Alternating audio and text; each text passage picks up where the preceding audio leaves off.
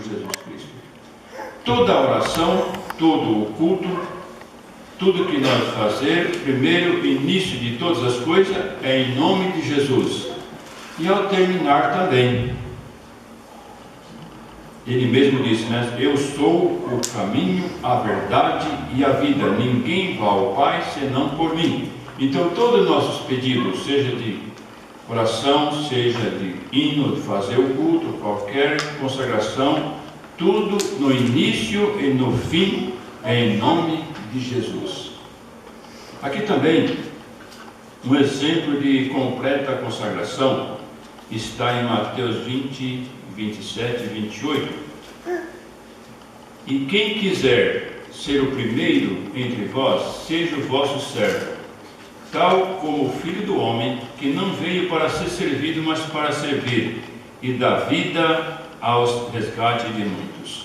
Outra maneira também de consagrar a Deus é ser servos para servir. A consagração também, além de cultos espirituais, cânticos espirituais, leitura, tem o trabalho do dia a dia, né? Ajudar as pessoas em tudo aquilo que nós tiver condições de fazer, ser servo. Porque se o próprio Filho de Deus, ele veio a este mundo aqui, não veio para ser servido, mas para servir, dessa forma também nós devemos ser servos uns dos outros. Então a consagração completa também inclui servir, ajudar, trabalhar um com os outros. Lucas 22, 27 diz também,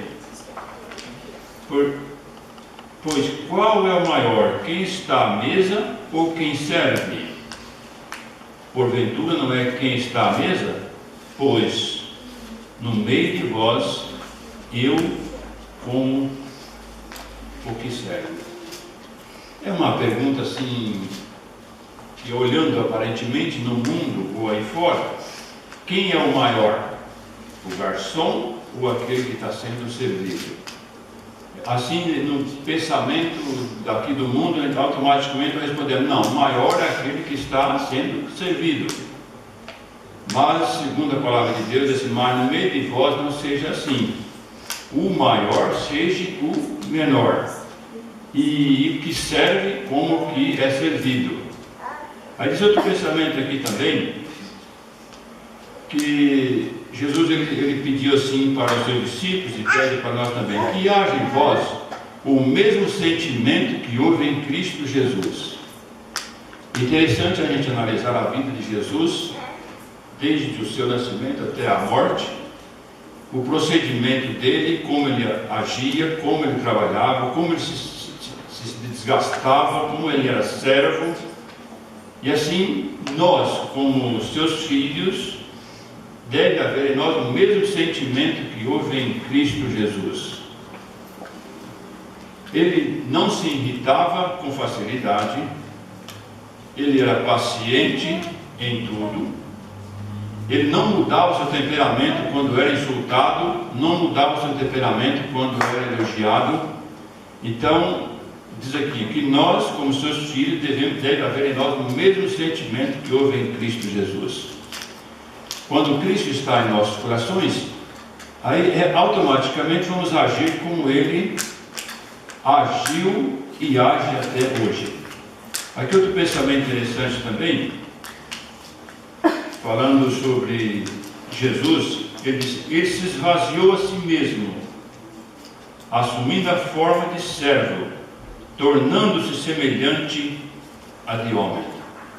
Então Jesus ele se esvaziou a si mesmo. Ele veio para ser servir e não para ser servido. E aqui também em Filipenses 2 diz que ele se humilhou até a morte e morte de cruz. Tudo isso ele fez para dar um exemplo para nós, um exemplo de consagração. A sua vida inteira e todo o seu ministério foi uma vida consagrada a fazer a vontade de Deus. Muitas vezes os discípulos chegavam até perto de Jesus e diziam, mas Senhor, o Senhor não está com fome? Ele disse, não, a minha fome ou a minha vontade é fazer a vontade do meu Pai que está no céu. Quer dizer, ele diz assim, eu trabalho para Deus E para mim não há fome. A minha vontade é fazer a vontade do meu Pai que está no céu. A minha comida e a minha bebida é fazer a vontade de Deus. E ele diz ainda para os discípulos: nem só de pão viverá o homem. Quando nós passamos um dia assim trabalhando no trabalho missionário, pregando o Evangelho, os irmãos podem perceber, irmãos, eu sei que já aconteceu com os irmãos, pode acontecer também. Quando se fala do Evangelho, eu acho alguém interessado a ouvir a palavra de Deus, ali passamos horas e horas, realmente não sentimos fome. Por quê? A palavra de Deus alimenta também espiritualmente e fisicamente. E esse Jesus trabalhava tanto, era tão consagrado ao serviço do Pai, que ele comia realmente, mas não era a primeira coisa na vida dele. Ele às vezes não sentia fome por causa de tanto trabalhar e se consagrar a vida a Deus. Aqui diz também em São Mateus, ele diz um outro exemplo de consagração, ele diz: tomai sobre vós o meu jugo e aprendei de mim, que sou manso e humilde de espírito, né? Manso, humilde de coração, e acharei descanso para vossas almas. Não existe alguém que possa dizer que é consagrado se não for humilde. A pessoa não pode dizer que é consagrado se não for manso. A pessoa não pode dizer que é consagrado se não for paciente. E ele diz que devemos aprender de Cristo, que é manso, humilde de coração, aí encontrarei descanso para vossas almas. Ainda diz no pensamento aqui em Lucas 14:33, assim, pois, todo aquele que dentre vós renunciar a tudo quanto tem, não pode ser meu discípulo. Olha outro ponto difícil para ser consagrado a Deus ou ser um servo de Deus consagrado. Renunciar tudo quanto tem e seguir. A gente tem experiência, irmão, dos discípulos, né, que conheceram Jesus. Quase todos eles, quando encontraram-se com Jesus, deixaram tudo para trás. A gente essa semana lendo a experiência de Eliseu. Eliseu também deixou tudo para trás, porque o maior desejo dele, ele diz: eu quero a porção dobrada do Espírito Santo, eu quero ser consagrado a Deus, eu quero fazer a vontade de Deus. Aí vê que Eliseu tinha um desejo de consagração, tanto que as coisas deste mundo não tinham valor para ele.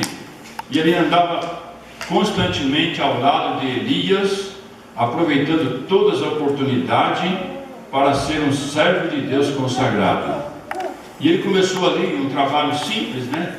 Simplesmente deitar água, jogar água na mão de Elias, mas assim ele estava sempre em redor de Elias, aproveitando todas as oportunidades, porque ele desejava ser um homem consagrado a Deus. E aquilo que ele queria, aquilo que ele buscava, aquilo que ele ansiava ser, finalmente ele conseguiu, porque ele tinha esse maior desejo no seu coração de ser consagrado a Deus. Então ele conseguiu.